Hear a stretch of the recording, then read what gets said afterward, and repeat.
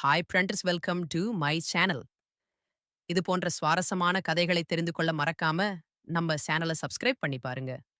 பக்கத்துல இருக்க bell ஐகானையும் click பண்ணிக்கோங்க. என் பேர் வைஷு. என் வாழ்க்கையில நடந்த ஒரு உண்மை சம்பவத்தை உங்களுடன் நான் பகிர்ந்து கொள்ள ஆசைப்படுகின்றேன். நாங்கள் சாதாரணமான ஏழை குடும்பத்தை சேர்ந்தவர்கள்தான். எனது அப்பா கூலி வேலை செய்பவர். அம்மாவும் அவருக்கு துணையாக அடிக்கடி வேலைக்கு செல்வார். என் வீட்டில் நானும் எனது தங்கை மட்டும்தான் உள்ளோம். நான் 12ஆம் வகுப்பு வரை படித்துவிட்டு வீட்டில்தான் உள்ளேன். தங்கை இப்போதுதான் 10ஆம் வகுப்பு படித்து வருகின்றாள். மேற்படிப்பு படிக்க கொஞ்சம் வசதி இல்லாத காரணத்தினால் அதனால் படிக்கவில்லை. எனது பெற்றோர்களும் நான் திருமண வயதை அடைந்ததால் எனக்கு மாப்பிளை பார்க்க தொடங்கினார்கள்.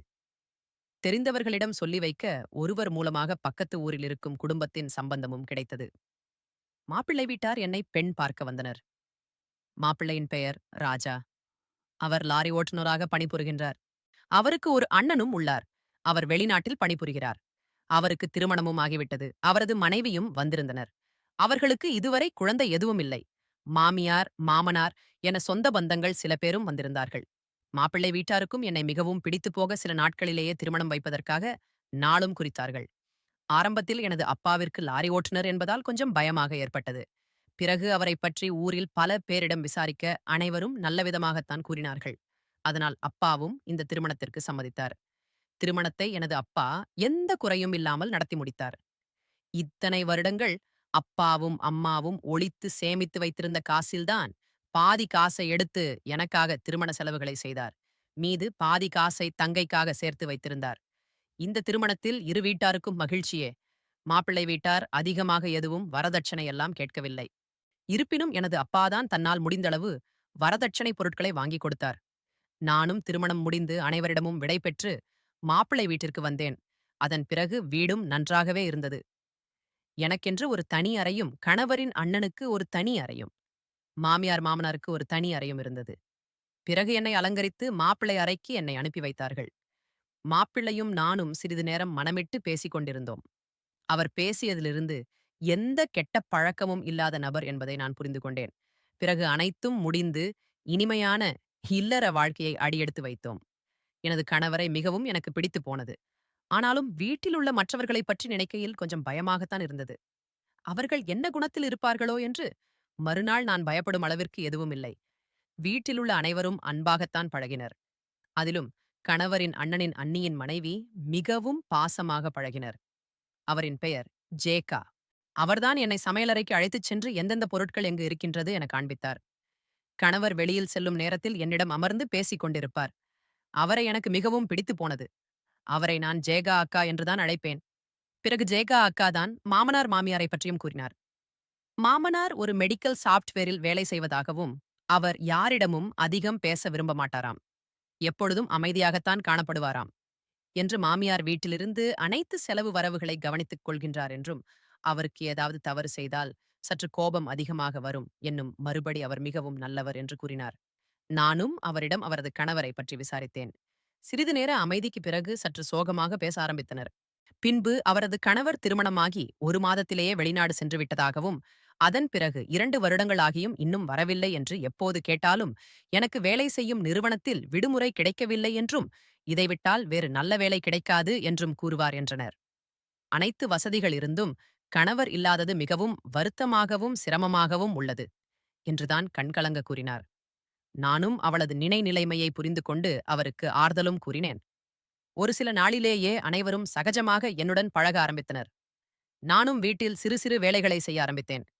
கணவர் ஒரு லாரி ஓட்டுநர் என்பதால் மாதத்தில் 15 நாட்கள் மட்டுமே வீட்டில் இருப்பார். மீதுள்ள நாட்களில் வெளி மாநிலங்களுக்கு பொருட்களை ஏற்றிக் கொண்டு சென்று விடுவார். அப்படித்தான் என்னுடைய திருமணமான 15 நாட்களில் என்னை விட்டு சென்று விட்டார். எனக்கு அவர் சென்றது கொஞ்சம் மனவேதனையாக இருந்தது.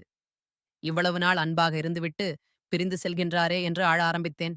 ஆனால் அப்போது இந்த ஜேகா அக்காவின் நிலைமையை பார்க்கும் பொழுது இது ஒன்றும் எனக்கு பெரிய வேதனை இல்லை என்பதை புரிந்து கொண்டு அமைதியாகிவிட்டேன். கணவர் சென்ற பிறகு முழுமையாக வீட்டு வேலைகளை செய்ய ஆரம்பித்தேன். அப்போது ஜேகா அக்காவும் எனக்கு துணையாக வேலைகளை செய்து கொடுப்பார். சமைப்பதை மட்டும் அவர் பார்த்துக் கொள்வார். மற்ற வேலைகள் அனைத்தையும் நான் முடித்து விடுவேன். நேரம் கிடைக்கும் போதெல்லாம் ஜேகா அக்காவின் அறையில் சென்று அமர்ந்து கொள்வேன். அவரும் தன் குடும்பத்தை பற்றியும் தன் கணவரை பற்றியும் அனைத்தையும் சொல்லிக் கொண்டிருப்பார். கணவரின் புகைப்படத்தையும் காண்பிப்பார். அவரது கணவர் எங்களின் திருமணத்திர கூட வரவே இல்லை. நானும் அவருடன் 2, 3 தடவை ஜேகா அக்காவின் தொலைபேசியில் இருந்து பேசியதுண்டு. நான் நினைத்ததை விடவும் வாழ்க்கையில் சந்தோஷமாக சென்று கொண்டிருந்தது. ஒரு நாள் இரவு உறக்கம் வராமல் தவித்துக் கொண்டிருந்தேன். 3 மணியாகியும் உறக்கம் வரவில்லை. ஏனென்றால் வெயில் காலம் என்பதால் சற்று புழுக்கமாகவே இருந்தது. நானும் மாடியில் சென்று காற்று வாங்கலாம் என்று நினைத்து மாடிக்கு சென்றேன். மாடிப்படியிலிருந்து பார்த்தால் ஜேக அக்காவின் அறை நன்றாகவே தெரியும். அவரின் அறைக்கு அறைக்கதவும் திறந்திருந்தது. இந்த நேரத்தில் எதற்காக அறைக்கதவை திறந்து வைக்கின்றார் என்று நினைத்தேன். பிறகு நானாக சற்று காற்று வராமல் இருந்திருக்கும். அதனால் திறந்து வைத்திருக்கலாம் என்று நினைத்துவிட்டேன். அப்போது பின்பு சிறிது நேரம் கழித்து பார்க்க அறைக்கதவும் மூடப்பட்டிருந்தது. இது எனக்கு பெரியதாக ஒன்றும் தெரியவில்லை. பின்பு நானும் சென்று உறங்கிவிட்டேன். அதன் பிறகு மறுநாள் வீட்டிற்கு உறவினர்கள் வந்திருந்தனர். அப்போது ஜேகா அக்காதான் அவர்கள் அனைவரையும் வரவேற்று உபசரித்தனர். அவர்களிடம் எனது மாமியார் ஜேகா அக்காவை பற்றி அதிகமாக புகழ்ந்து கொண்டிருந்தார். தனது முதல் மகனை பற்றியும் வெகுவாக பாராட்டி தள்ளினார். என்னை பற்றி ஒரு வார்த்தை கூட பேசவில்லை. அதை நான் பெரிதாக எடுத்துக்கொள்ளவும் இல்லை. அப்போது என்னையும் அறிமுகம் செய்து வைத்தனர். பின்பு அவர்களும் சென்று விட்டார்கள். அதன் பிறகு 2 நாட்கள் கழித்து நள்ளிரவு நேரத்தில் தண்ணீர் குடிப்பதற்காக சமையலறைக்கு நான் வந்தேன். அங்கே ஜகா அக்காவின் அறையிலிருந்து எனது மாமனார் வெளியேறுவதை கவனித்தேன். அவர் என்னை கவனித்தாரா என்று கூட எனக்கு தெரியவில்லை. இது எனக்கு சற்று யோசனையாகவே இருந்து கொண்டிருந்தது. இந்த நேரத்தில் அக்காவின் அறையில் என்ன செய்கின்றார் என்று சிறிது நேரம் அங்கேயே நின்றிருந்தேன். பின்பு நானாக ஏதாவது தேவைப்பட்டிருக்கும், அதான் வந்து போயிருப்பார் என அப்படியே விட்டுவிட்டேன். தவறாக எந்த யோசனையும் எனக்கு அப்போதெல்லாம் வரவில்லை. இது பற்றி நானும் மறுநாள் ஜேகா அக்காவிடம் சமைத்துக் கொண்டிருக்கும் பொழுது கேட்டேன். அவரும் எனக்கு தெரியவில்லை, நான் உறங்கிவிட்டேன், ஏதாவது தேவைப்பட்டிருக்கும் என்று சாதாரணமாக பதில் சொன்னார். அப்பொழுது எனக்கு வந்த அந்த சந்தேகமும் வரவில்லை. மறுநாள் ஜேகா அக்கா என்னிடம் வந்து, உனக்கு உடல்நிலை, எனக்கு உடல்நிலை சரியில்லை, நீ சமையலறையை பார்த்துக்கொள், நான் ஓய்வெடுக்கின்றேன் என்றார். நானும் சரி என்று சமையலை செய்யவும் ஆரம்பித்தேன். இதற்கு முன்பு சமையல் வேலையை ஜக அக்காதான் பார்த்து கொண்டிருந்தார். என்னிடம் இந்த சமையலை செய்து வை என்று மட்டும் கூறிவிட்டு எனது அறைக்கு சென்று ஓய்வெடுக்க ஆரம்பித்தார். நானும் அனைத்தையும் சமைத்து முடித்துவிட்டு மாமியாருக்கும் மாமனாருக்கும் உணவை பரிமாறினேன். அதிலிருந்து ஒரு வாய் சாப்பிட்ட மாமியார் உணவை துப்ப ஆரம்பித்தார். எனக்கு ஒன்றுமே புரியவில்லை. அவரை பார்த்து நின்று கொண்டிருந்தேன். பிறகு என்னை நோக்கி கோபமாக, உனது வீட்டில் உனக்கு சமைக்க கற்றுக் கொடுக்கவில்லையா, அல்லது வேண்டுமென்றுமே சமைத்தாயா என்று கோபத்தில் கத்த ஆரம்பித்தனர். இதை பார்த்த மாமனார் சாப்பிட்டு பார்த்து என்னிடம் இதில் அதிகமாக உப்பு உள்ளதாக பார்த்து சமைப்பது இல்லையா என்று அறிவுரை கூறினார்.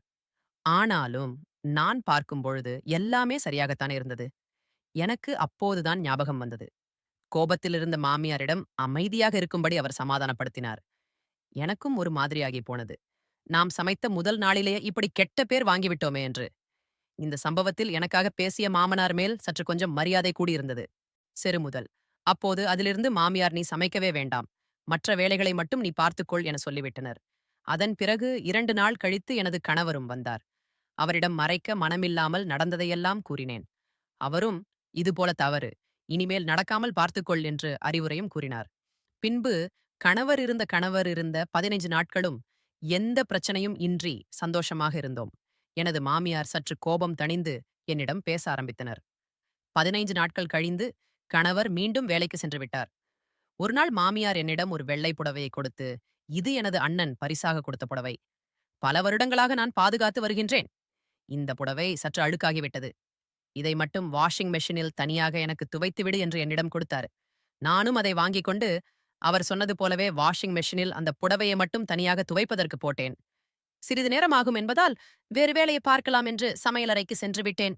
சற்று நேரம் கழித்து வந்து பார்க்கும் பொழுது அந்த புடவையோ வேறு ஒரு துணியுடன் இடப்பட்டிருந்தது. அந்த துணியின் சாயம் அந்த வெள்ளை புடவையில் ஏறி அது முற்றிலும் நாசமாகிவிட்டது. அப்போது எனக்கு உயிரே போய்விடும் போல் இருந்தது. புடவை இப்படி ஆகிவிட்டதால் மாமியார் என்ன சொல்லப் போகின்றாரோ என்று என் மனம் பதபதைத்தது. ஆனாலும் நான் புடவை இடுவதற்கு முன்பே நன்றாக பார்த்துவிட்டுதான் வாஷிங் மெஷினில் இட்டேன். இது எப்படி இப்படி ஆயிருக்கும்? ஆனாலும் வேறொரு துணி எங்கிருந்து வந்தது என்று கொஞ்சம் குழப்பமாகவே யோசித்துக் கொண்டே சோகமாக நிற்க அதை மாமியார் கவனித்து விட்டார். என்னவென்றி என் அருகில் வந்து புடவையை பார்க்க அனைவரும் பதறிப்போனர். அவரையும் அறியாமல் கோபம் கத்தவ ஆரம்பித்தார். இந்த புடவை எனது அண்ணனின் நினைவாக எனக்கு தந்தது. அதையும் நாசம் செய்து விட்டாயா? நீ எதற்குமே லாய்க்க இல்லாதவளாய் இருக்கின்றாய் என்று கத்தினர். அந்த சத்தம் கேட்டு ஓடி வந்த மாமனார் அவரை சமாதானம் படுத்த முயல, உங்களுக்கு ஒன்றும் தெரியாது, ஓரமாக நில்லுங்கள் என்று கத்த அவரும் அடங்கி போனார். பின்பு என்னிடம், நீ வேண்டும் என்று அனைத்தையும் செய்கின்றாய், எனது 2வது மகன் வேலையிலிருந்து வரட்டும். உனக்கு ஒரு முடிவு கட்டுகின்றேன் என்று கோபமாக கத்திவிட்டு சென்றனர். எனக்கு என்ன சொல்வது என்று தெரியாமல் அழுது கொண்டே நின்றிருந்தேன். பிறகு ஜேகா அக்காதான் என்னை சமாதானம் செய்தார். அவரிடமும் நான் பார்த்துதான் துவைத்தேன். ஆனால் எப்படியாவது வந்தது என்று எனக்கு தெரியவே இல்லை. அவரும் நீ துவைப்பதற்கு முன்பே ஒரு மெஷினில் வேறு ஏதாவது துணி இருந்திருக்கலாம். நீ அதை கவனிச்சிருக்க மாட்டாய் என்றேன். நானும் ஒருவேளை அப்படியாக இருந்திருக்குமோ என்று மனநிலைக்கும் வந்துவிட்டேன். ஆனாலும் மாமியார் ஆசையாக வைத்திருந்த புடவை. அதை நான் நாசமாக்கி விட்டேனே என்று கொஞ்சம் மனவேதனையாக இருந்தது. அன்றிரவு முழுவதும் நடந்த சம்பவத்தை நினைத்து எனக்கு உறக்கம் வராமல் தவித்துக் கொண்டிருந்தேன். கணவர் வந்ததும் மாமியார் என்ன சொல்லப் போகின்றாரோ என்று, அதற்கு கணவர் என்ன சொல்வாரோ என்று மனம் பயத்தில் உருங்க மறுத்தது. நள்ளிரவு நேரத்தில் தண்ணீர் தாகமெடுக்க சமையலறைக்கு சென்றேன். போகும் வழியில் ரம்யா அக்காவின் அறையிலிருந்து ஒரு ஆணியின் சத்தம் வருவது போல தோன்றியது. அவனின் அறையும் உள்பக்கமாக பூட்டியிருப்பதை கவனித்தேன். ஆனால் ஜன்னல் மற்றும் லேசாக திறந்து வைக்கப்பட்டிருந்தது. நானும் யாராக இருக்கும் என்று ஜன்னலின் பக்கம் நின்று கூர்ந்து கவனித்தேன். அப்படியே கவனித்த எனக்கு பேர் அதிர்ச்சியாக இருந்தது. ஏனெனில் அது எனது மாமனாரின் குரல். பூட்டி அறைக்குள் இருவரும் என்ன செய்கின்றார்கள்? என்ன பேசி யோசித்துக் கொண்டிருக்கிறார்கள்? சிறிது நேரமே நின்று கொண்டிருந்தேன். பிறகு அவர்கள் என்னதான் பேசுகிறார்கள் என்று கூர்மையாக கவனிக்க ஆரம்பித்தேன். ஜேகா அக்கா அவரிடம் இன்று நாம் அவளிடம் செய்தது மிகவும் தவறு. அன்றுதான் அவள் சமைத்த உணவில் உப்பை அதிகமாக கலந்துள்ளோம். அதனால் அத்தையும் அவள் மேல் கோபப்பட்டார். இன்னும் அவள் மேல் அத்தை அதிகமாக கோபப்பட்டு விட தயவு செய்து நமது உறவை இத்துடன் நிறுத்திக் கொள்வோம். அவளுக்கு நம்மில் மேல் சந்தேகம் வந்துவிட்டது. தனது கணவருக்கும் உங்கள் மனைவிக்கும் தெரியாமல்தான் இந்த பெரிய பிரச்சனையாகிவிடும். தயவு செய்து என்னை விட்டுவிடுங்கள் என்று மாமாவிடம் கெஞ்சினாள். அதற்கு எனது மாமனார், நீ ஒன்றும் கவலைப்படாதே. இன்னும் சிறிது நாட்கள்தான். நீ பயப்பட வேண்டிய அவசியமில்லை. எப்படியும் எனது மனைவியிடம் அவளைப் பற்றி தவறாக சொல்லி தனி கொடுத்தனும் அவளை அனுப்பி வைத்து விடலாம். அதன் பிறகு நாம் எப்பொழுதும் போல் சந்தோஷமாக இருக்கலாம் என்றார். சிறிது நேரம் அமைதிக்குப் பிறகு எந்த சலஞ்சமும் இல்லாமல் பிறகு ஜேக அக்காவின் முனல் சத்தமும் மட்டுமே கேட்டது. எனக்கு திருமணமானதால் அந்த சத்தம் என்னவாயிருக்கும் என்று எனக்கு புரிந்து கொண்டேன். எனக்கு இப்பொழுதுதான் எல்லாம் தெரிந்தது. ஜேக அக்காவும் மாமனாரும் ஒரு தகாத உறவில் உள்ளார்கள் என்று. நான் இருவரும் இப்படி செய்வார்கள் என்று நினைத்து கூட பார்க்கவில்லை. அவர்கள் சந்தோஷத்திற்காக என்னை சிக்கலில் மாட்டிவிடுகின்றார்கள் என்று நான் நினைக்கவில்லை. என்ன செய்வது என்று புரியாமல் மாமியாரின் அறைக்குச் சென்று பார்த்தேன். அவரின் அறைக்கதவு திறந்திருந்தது. உள்ளே சென்று பார்க்க மாமியார் உறங்கிக் கொண்டிருந்தார். நானும் அவரிடம் உண்மையை சொல்லிவிடலாம் என்று முடிவெடுத்தேன். மாமியாரை உறக்கத்திலிருந்து எழுப்புவதற்கு முற்பட்டேன். ஆனால் அவர் எந்த சலஜனமும் இன்றி உறங்கிக் கொண்டிருந்தார். வெகுநேரம் முயற்சி செய்தும் எந்த பலனுமே இல்லை. எனக்கு பயமாகி போனது. இருவருக்கு ஏதாவது ஆகிவிட்டதா என்று. நானும் அறையை சுற்றி பார்க்க அங்கே ஒரு ஓரத்தில் தூக்க மாத்திரை கிடந்தது. அந்த மாத்திரையை பற்றி எனக்கு நன்றாக தெரியும். எனது அப்பா அடிக்கடி உபயோகிப்பார். எனக்கு எப்பொழுதுதான் புரிந்தது எனக்கு மாமியார் தூக்க மாத்திரை சாப்பிட்டுவிட்டு உறங்கிக் கொண்டிருக்கின்றார் என்று. நானும் இதற்கு மேல் இங்கு இருப்பது வேன் என்பதை புரிந்து கொண்டு வேகமாக எனது அறைக்கு வந்து படுத்துக் கொண்டேன். சிறிது நேரம் பொழுதும் விடிந்தது. காலை அனைவரும் எப்பொழுதும் போல அவரவர் வேலைகளை பார்க்கத் தொடங்கினர். அப்போது ஜேகா அக்காவும் எந்த சலஜமும் இல்லாமல் அவரது வேலையை பார்த்துக் கொண்டிருந்தார். மாமனாரும் எப்பொழுதும் போல் தன் வேலையை செய்து கொண்டிருந்தார். அப்போது இவர் மெடிக்கல் ஷாப்பிற்கு கிளம்பியும் சென்று விட்டார். நானும் யோசித்தேன். இதை பற்றி மாமியாரிடம் சொன்னால் நேற்று திட்டியதற்கு அனைவரின் மேல் பலி சுமத்துகின்றாயா என்று கோபப்பட வாய்ப்புள்ளது. என்ன செய்யலாம் என்று யோசித்து ஒரு முடிவுக்கு வந்தேன். அதன்படி கணவர் வரும் வரை காத்திருந்தேன். நானும் எனக்கு தெரிந்தது போல காட்டிக்கொள்ளாமல் சாதாரணமாகவே இருந்தேன். கணவரும் 2-3 நாட்களில் வந்துவிட்டார். அதன் பிறகு அவர் வந்த 2-3 நாட்கள் வரை அவரிடம் எதுவும் கூறவில்லை. பிறகு ஒரு நாள் இரவு மெதுவாக அவரிடம் அன்றுதான் கண்ட காட்சியை கூறினேன். அவர் எனது பேச்சை நம்பவே மாட்டேன் என்றார். அப்போது ஆனால் நடந்ததும் வேறு. நான் சொன்னதை கேட்டு கோபப்பட்டு அவர் வேகமாக எனது கன்னத்தில் ஒரு அறையையும் விட்டார். பிறகு அவர், உன்னை எனது அப்பா திட்டியதற்கு நீ அடுத்தவர்கள் மேல் பலி சுமத்துகின்றாயா? எனது அப்பாவும் அன்னையும் அதே போல ஆட்கள் கிடையாது. மீனாக நீ பலி சுமத்தி எங்கள் குடும்பத்திற்கு அவமானத்தை தேடித் தராதே என்றார். அவர் பேசியதை நான் பெரிதாக எடுத்துக்கொள்ளவில்லை. காரணம், இதை நான் எதிர்பார்த்ததுதான். என்னதான் மனைவியாக இருந்தாலும் பெற்றவர்கள் தவறை சுட்டிக்காட்டும் பொழுது அவர்கள் அதை ஏற்றுக்கொள்ள மாட்டார்கள் என்பதும் எனக்கு நன்றாக தெரியும். ஆனாலும் நான் விடுவதாக இல்லை. ஏனோ தெரியவில்லை, அவர்கள் செய்யும் அசிங்கத்தை எப்படி கணவருக்கு நிரூபித்து காட்டிவிட வேண்டும் என்று நான் நினைத்துக் கொண்டே இருந்தேன். நானும் தொடர்ந்து விடாமல் என் கணவரிடம் இதை பற்றி கூறிக்கொண்டிருந்தேன். அவரும் சில சமயம் கோபப்பட்டார். ஒரு கட்டத்தில், சரி, உனக்கு நான் ஒரு வாய்ப்பு தருகின்றேன். நீ சொல்வது எல்லாம் உண்மையென்றால் எனக்கு நீ நிரூபித்து காட்ட வேண்டும் என்றார். அதன் பிறகு ஒரு திட்டம் தீட்டி எனது அம்மா அப்பாவிடம் கணவர் வீட்டாரை விருந்துக்கு அழைக்கும்படி கூறினேன். அவரும் நான் சொன்னது போலவே எங்கள் வீட்டிற்கு வந்து விருந்துக்கு அழைத்தார்கள். வீட்டில் உள்ள அனைவரும் விருந்துக்கு புறப்பட அப்பொழுது ஜேகா அக்கா மட்டும் நான் வீட்டை பார்த்துக் கொள்கின்றேன். நீங்கள் மட்டும் சென்று வாருங்களே என்று எங்களை அனுப்பி வைத்தனர். அதன் பிறகு அப்பா வீட்டில் விருந்தும் சிறப்பாக நடந்து முடிந்தது. பிறகு எங்களை இன்று இரவு இருந்துவிட்டு நாளை செல்லலாம் என்று வற்புறுத்தினார்கள். அதன் பிறகு மாமியாரும் எனது கணவரும் சம்மதித்தார்கள். ஆனால் எனது மாமனார் மட்டும் நாளை காலை எனக்கு ஒரு முக்கியமான வேலை இருக்கின்றது. நான் சென்றே ஆக வேண்டும். நாளையில் இருந்துவிட்டு நீங்கள் இருந்துவிட்டு வாருங்களே என்று புறப்பட்டு சென்று விட்டார். இதை நான் எதிர்பார்க்கத்தான் எதிர்பார்த்ததுதான். இரவு நேரம் நாம் நெருங்கியது. எங்கள் குடும்பத்தார்கள் அனைவரும் பேசிக் கொண்டிருந்தோம். பிறகு அவரவர் அறைக்கு உறங்கச் சென்று விட்டார். எனது மாமியார் மட்டும் உறக்கம் வரவில்லை என்று புலம்பிக் கொண்டிருந்தார். எனக்கு மட்டும்தான் தெரியும். அவருக்கு தூக்க மாத்திரை கொடுக்கப்படாததால் தான் உறக்கம் வரவில்லை என்று. அப்போது நள்ளிரவு நேரத்தில் எனது கணவரிடம் நான் அன்று உங்களுக்கு சொன்ன விஷயத்தை நிரூபித்து காட்டுகின்றேன். தயவு செய்து நான் சொல்வதை நீங்கள் கேளுங்கள் என்று புரியாமல் கோபத்துடன் என்னை பார்த்து கொண்டிருந்தார். பிறகு அவரிடம் உங்கள் அம்மாவிடம் சென்று நான் இப்பொழுது கிளம்ப வேண்டும். உங்களுக்கு நாளை காலை முக்கியமான வேலை இருப்பதாக கூறி அவரையும் அழைத்துக் கொண்டு வாருங்கள். இப்பொழுது நமது வீட்டிற்கு புறப்பட வேண்டும் என்றேன். கணவரும் இதுதான் உனக்கு கடைசி வாய்ப்பு.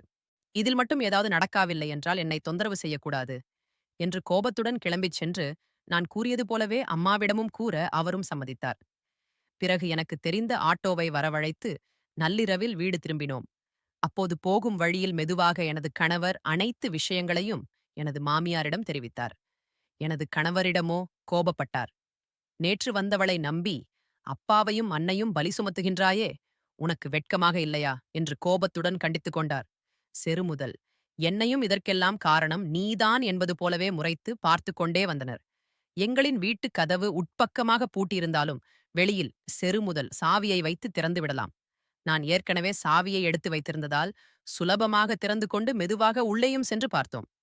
வெளியே பூட்டப்பட்டிருக்கும் நம்பிக்கையில்தான் ஜேகா அக்காவும் அறை கதவு திறந்திருந்தது. கோபத்துடன் சென்ற மாமியார் அவரின் அறையில் விளக்கை ஏற்றி எரியவிட்டார்கள். அங்கே மாமனாரும் ஜேகா அக்காவும் அரைகுறை ஆடையில் படுத்திருந்தார்கள்.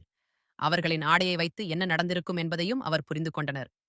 அப்போது செருமுதல் எனது மாமியார் பார்த்த அதிர்ச்சியில் இருவரும் தனது ஆடைகளை சரி செய்து கொண்டு பதற்றத்துடன் வெளியே வந்தனர். வெளியே வந்து அப்போது மாமனாரை கோபத்துடன் அடிக்க ஆரம்பித்தார் மாமியார். எனது கணவர் அமர்ந்து விட்டார் மாமியார். பிறகு கணவன் மகளைப் போல உள்ளவர்களிடம் எப்படி இப்படி தவறாக நடந்து கொள்ள முடியும்? நீ எந்த கேவலமான ஜென்மம் நீ என்று மாமனாரை திட்ட ஆரம்பித்தார். பிறகு செக அக்காவிடம் உனது அப்பாவின் வயதுடைய ஒருவரோடு எப்படி உனக்கு இது போல் என்னும் தோன்றியது? என்னை நம்பிவிட்டு சென்ற எனது மகனுக்கு நான் என்ன பதில் சொல்வேன் என்று அப்போது நெஞ்சில் அடித்துக்கொண்டு அழத் தொடங்கினார்கள். அதன் பிறகு எனது மாமியாரும் அமைதியாக அழுது கொண்டிருந்த ஜேகா அக்கா மாமியாரின் காலை பிடித்து அத்தை என்னை மன்னித்து விடுங்கள். ஆரம்பத்திலிருந்தே மாமா என்னை தொந்தரவு செய்து வந்தார். உங்களிடம் சொல்வதற்கு எனக்கு கொஞ்சம் பயமாக இருந்தது. கணவர் வெளிநாட்டிற்கு சென்று விட்டதால் ஒரு கட்டத்திற்கு மேல் என்னால் என்னை கட்டுப்படுத்த முடியவில்லை. அதன் பிறகு நானும் இது தவறு என்று பலமுறை ஒதுங்கி சென்றேன். ஆனால் மாமாதான் என்னை கட்டாயப்படுத்தினார். நான் செய்தது தவறுதான். அதற்காக என்னை ஒதுக்கி வைத்து விடாதீர்கள் என்று கதற ஆரம்பித்தார். அவர் அழுவதை பார்த்து எனக்கே ஒரு மாதிரியாகிவிட்டது. இதற்கெல்லாம் காரணம் நான் தான் என்று நினைத்து மனம் கலங்கி நின்று கொண்டிருந்தேன். எனது கணவரும் அதிர்ச்சியில் அவர்களையே பார்த்து கொண்டு நின்றிருந்தார்.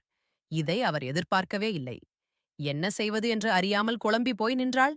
சிறிது நேரம் கழித்து மாமியாரும் அமைதியாகி தனது முதல் மகனை தொலைபேசியில் தொடர்பு கொண்டு உனது அப்பாவிற்கு உடல்நிலை சரியில்லை. உடனடியாக அனைத்தையும் முடித்துவிட்டு கிளம்பி வந்துவிடு என்று கூறினார். அவரும் சரி என்று புறப்படுவதற்கு தயாரானார். அன்றிரவு முழுவதும் யாரும் உறங்கவில்லை. நான் ஜேகா அக்காவின் அருகில் படுத்துக்கொண்டேன். அவருக்கு தெரியாது அனைத்தையும் திட்டம் தீட்டியதே நான்தான் என்று. மறுநாள் சொன்னது போலவே எனது கணவரின் அண்ணனும் வந்துவிட்டார். அவர் வந்து பார்க்க அப்பாவும் நன்றாக இருந்தார். அப்போது குழம்பி போய் ஏன் என்னை அவசரமாக வர சொன்னீர்கள் என்று மாமியாரிடம் கேட்டார். அதற்கு அவரும் ஒன்றுமில்லை, உன்னை பார்க்க வேண்டும் போல தோன்றியது. எங்களுக்கும் வயதாகிவிட்டது அல்லவா, இந்த நேரத்தில் என்ன நடக்குமோ என்று எங்களுக்கு பயமாக உள்ளது. இனிமேல் நீ வெளிநாடுகளுக்கு எல்லாம் செல்ல வேண்டாம். இவ்வளவு நாள்தான் நீ தனியாக இருக்கின்றாய். அதை வைத்து சிறிது ஏதாவது தொழில் தொடங்கிக் கொள். இந்த வீட்டின் அடமான பத்திரமும் உனக்கு தேவைப்படும் என்றார். அப்போது நடந்த விஷயங்களைப் பற்றி யாரும் எதுவும் அவரிடம் கூறவே இல்லை. அவரும் 2-3 நாட்களில் தனியாக தொழில் தொடங்குவதற்கு ஏற்படையும் செய்தார். பிறகு தனியாக இருந்து குடும்பத்தை நடத்திக் கொள்ளுங்கள் என்று கூறி அவர்களுக்கும் ஒரு வீட்டையும் பிடித்துக் கொடுத்து தனி குடுத்தனமும் வைத்தார். அதன் பிறகு போகும் பொழுதெல்லாம் ஷெகா அக்கா தனியாக அழைத்த மாமியார். அப்போது பங்கு பாரமா ஷெகா நீ செய்தது தவறுதான். ஆனாலும் அதுக்கு காரணங்கள் நாங்கள்தான். உன்னை தனியாக விட்டுச் சென்றது எனது மகனின் தவறுதான். உன்னிடம் அத்துமீறி நடந்து கொண்டது எனது கணவனின் தவறுதான். ஒரு பெண் என்று பாராமல் உனது உணர்ச்சிகளை புரிந்து கொள்ளாமல் நாட்களிலேயே வெளிநாட்டிற்கு அனுப்பி வைத்து என்னுடையது தவறுதான். எங்களை மன்னித்துவிடு. ஆனாலும் போகின்ற இடத்தில் நீ ஒழுக்கமாக நடந்து கொள்ள வேண்டும். எவ்வளவு கஷ்டம் நஷ்டம் இருந்தாலும் கணவனுக்கு என்றும் துரோகம் செய்து விடாதே என அறிவுரையும் கூறினார். அப்போது ஜேக்கா அக்காவும் அழுது கொண்டு, அத்தை, நீங்கள் எனக்கு அம்மா போல என்னையும் அறியாமல் ஒருமுறை தவறு நடந்துவிட்டது. இனிமேல் நான் அதைப் போல என்றும் செய்ய மாட்டேன். எனது வாழ்க்கையை நீங்கள்தான் காப்பாற்றியுள்ளீர்கள். இதைப் போல மீண்டும் கேவலமான காரியத்தை செய்ய மாட்டேன். உங்களுக்கு நான் மிகவும் கடமைப்பட்டுள்ளேன். என்னை ஆசீர்வாதம் செய்யுங்கள் என்று ஆசீர்வாதம் வாங்கிச் சென்றார்கள். சில நாட்களிலேயே எங்களையும் மாமியார் தனி கொடுத்தனும் சொல்ல செல்ல வற்புறுத்தினார். நாங்களும் வேறு ஊருக்கே வந்துவிட்டோம். அப்போது ஜேகா அக்காவும் சந்தோஷமாக குடும்பத்தை நடத்தி குழந்தைகளை பெற்றெடுத்தனர். ஆரம்பத்தில் எனக்கு மன உறுத்தலாக இருந்தாலும் நான் செய்த செயலாகத்தான் அவருக்கு நல்ல வாழ்க்கை கிடைத்தது என்பதை நினைக்கும் பொழுது சந்தோஷமாக இருந்தது. அந்த விஷயம் இதுவரை அவரின் கணவருக்கே தெரியாது. இனியும் தெரியப் போவதில்லை. சரி, இதற்கெல்லாம் காரணம் மாமனார் என்ன ஆனார் என்று பார்த்தால் கடவுள் அவருக்கு தண்டனை கொடுப்பாரோ கொடுக்க மாட்டாரோ தெரியாது. ஆனால் எனது மாமியார் அவருக்கு தினமும் தினமும் தண்டனையை கொடுப்பார் என்று எனக்கு நன்றாக தெரியும். இந்த கதை பிடிச்சிருந்துச்சு அப்படின்னா லைக் அண்ட் ஷேர் பண்ணுங்க. கீழ இருக்க கமெண்ட் பாக்ஸ்ல உங்களுடைய கருத்துக்களை பதிவிடுங்க. நன்றி.